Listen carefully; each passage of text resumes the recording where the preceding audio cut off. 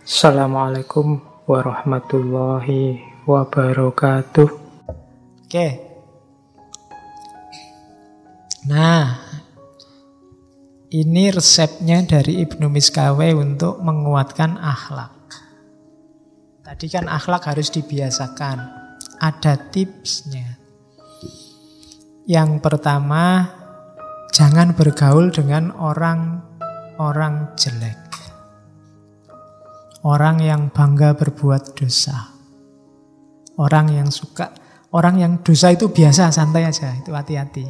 Orang yang terbiasa dalam kejelekan, itu akan mempengaruhimu. Kalau dunia psikologi mungkin kenal aura namanya. Kamu juga sedikit banyak akan terpengaruh. Hati-hati. Jadi friend tetap friend tapi tidak harus lekat. Tidak harus sangat akrab. Syukur-syukur bisa menjauh. Bilang aja kamu sedang tirakat atau apa-apa itu. Tidak apa-apa. Sementara, ya kayak para sufi itu loh. Sampai kamu bisa menaklukkan jiwamu. Sampai kalau ketemu dia bukan kamu terpengaruh dia, tapi dia terpengaruh kamu.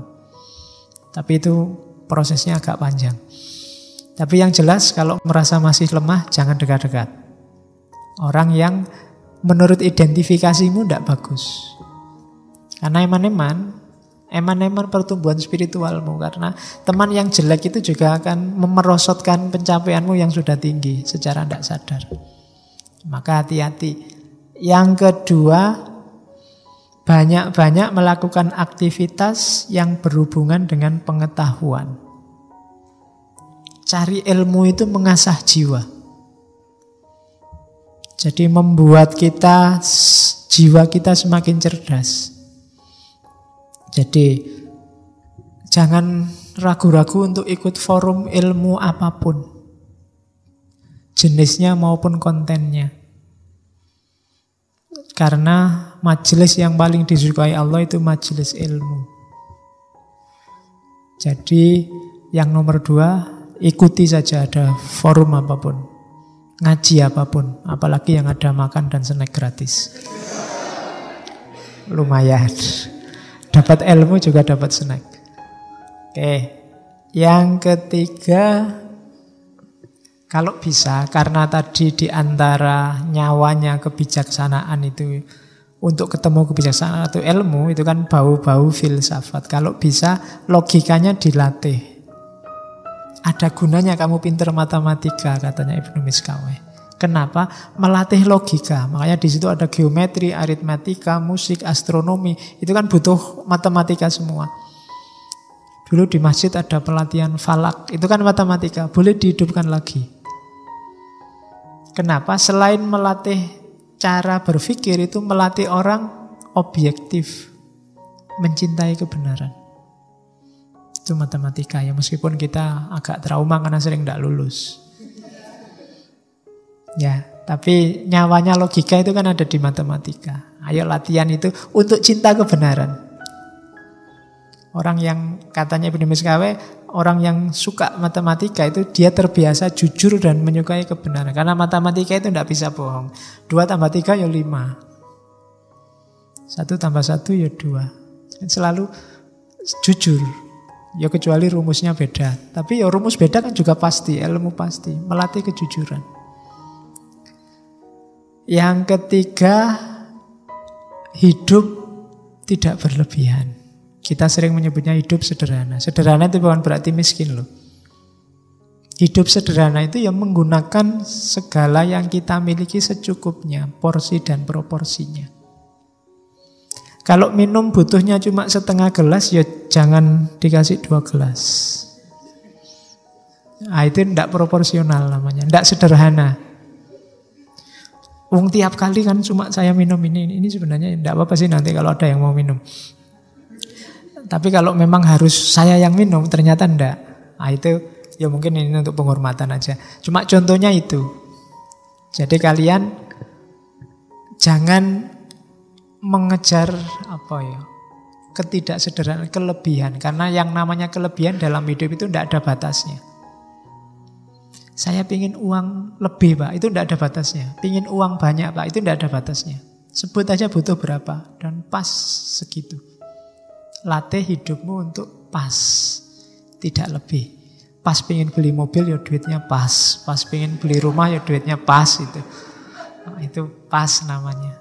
Oke, ya kalau sudah punya mobil ya enggak usah gonta-ganti mobil lagi. Edisi terbaru, sudah punya HP pengen ganti HP baru lagi karena edisi baru. Samsung sudah sampai 9. Sekarang Apple sudah 10, sudah X ya. Kalau kamu ngikuti itu enggak ada batasnya. Kalau ada yang tanya, kok enggak beli S8, saya nunggu sampai S27 besok. Itu masih S8 belum ada apa-apanya. Kamu belum mutakhir, pokoknya besok S27 baru tak beli. Oke. Pokoknya tidak ada batasnya. Kamu kalau ngejar yang paling mutakhir ya 2 bulan lagi sudah nggak mutakhir lagi, itu sudah ada yang baru. Terus begitu. Kalau ngejar itu tidak ada habisnya. Sama kayak kamu nyari istri. Nyari yang cantik, Pak. Ini cantik loh. Enggak, Pak. Ada yang lebih cantik. Ya memang ada, tapi apa yang mau sama kamu? Oke. Jadi saonone lah, pas-pasan aja hidup itu. Nggak usah neko-neko. Terus latihan untuk tidak menggelorakan. Jadi tidak, orang itu marah itu manusiawi, tapi jangan digelorakan sendiri marah itu. Bisa enggak marah, tapi ini saya harus marah ini. Loh, kalau enggak marah ya jangan enggak harus marah. Enggak apa-apa. Kan sering kamu dengar temanmu begitu. HP ini error karena temannya. Wah, HP ku kok error, harus marah ini saya. Ya kalau enggak marah ya janganlah. Ya, kalau memang enggak marah ya enggak harus dipaksa untuk marah kok kalau memang enggak marah. Mungkin kamu jadi ya enggak harus marah, enggak apa-apa, wong duitku banyak, beli lagi. Nafsu juga begitu. Menggelorakan nafsu itu mancing-mancing nafsu biar bangkit. Kayak kamu suka download film-film itu jangan dibiasakan. Kenapa? Itu jenis menggelorakan. Ya kan? Termasuk jalan-jalan di mall, nonton barang baru, makanan enak, itu kan menggelorakan nafsu. Oh ya percuma kamu tidak kuat beli. Lah ya kan, mas nafsunya menggelegak, terbayang-bayang sampai rumah. Aduh, baju itu bagus sekali. Cuma kok ya 750.000. Ya, sedikit kamu gitu. Salahmu sendiri jalan-jalan terus di mall. Itu upaya minimalisir hal-hal yang bisa menggelorakan nafsumu. Latihlah jiwamu begitu. Terus kalau ada waktu, muhasabahlah, renungilah bagian-bagian tubuhmu tertentu. Tangan ini tak pakai apa aja ya seharian tadi. Kalau ada waktu gitu, coba latih. Mulut ini sudah ngomong apa aja. Jari ini sudah ngomong apa aja. Kamu kan sekarang ngomongnya kadang pakai jari. Di laptop, di HP, ya kan? Ayo latihan itu. Yang baik-baik enggak, atau kalau jelek apa. Jadi perhatikan seluruh tindakan dan rencananya. Kamu habis ngomong apa? Ya yang mulutku ini kok bisa ngomong kayak gitu tadi ya. Padahal ya malu loh ya kalau. Gitu loh. Jadi muhasabah. Anggota tubuhmu dihitung-hitung lagi. Terus selalu ready for fight untuk musuh-musuh jiwamu. Serakah, amarah, pingin menang sendiri, sombong dan macam-macam. Jadi latihan. Yang terakhir itu unik. Manfaatkan musuh-musuhmu. Introspeksi diri. Kadang-kadang kita agak susah berpikir diri sendiri. Katanya Ibnu Miskawe, kadang-kadang musuh kita itu lebih berguna.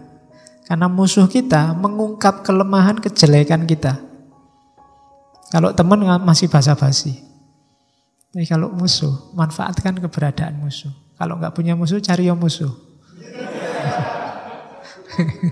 Biar bisa menunjukkan, kamu itu musuh itu kan gitu. Kalau ngomong terang-terangan, jelek ya kamu diomong jelek.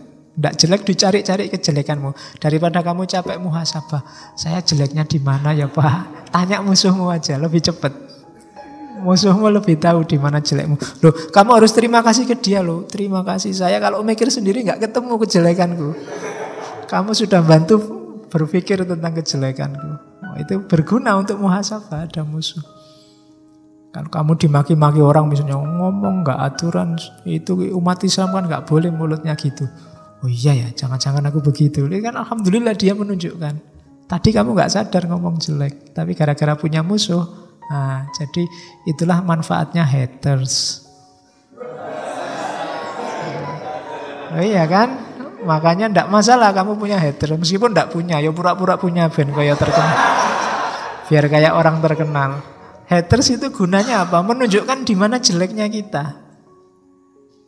Dan itu berharga sekali loh buat kita kalau ingin naik kelas. Kualitas hidup kita semakin baik. Jadi kalau ada orang maki-maki kamu, menjadikan kamu, terima kasihlah. Karena kamu tidak punya waktu untuk muhasabah sendiri. Dibantu dia yang muhasabah tentang kita. Oh, itu jasanya besar untuk hidup kita. Jadi terima kasih haters. Besok bikin kaos itu ya. Terima kasih haters. Kamu membuka mataku tentang betapa aku ini banyak kejelekannya. Kan gitu.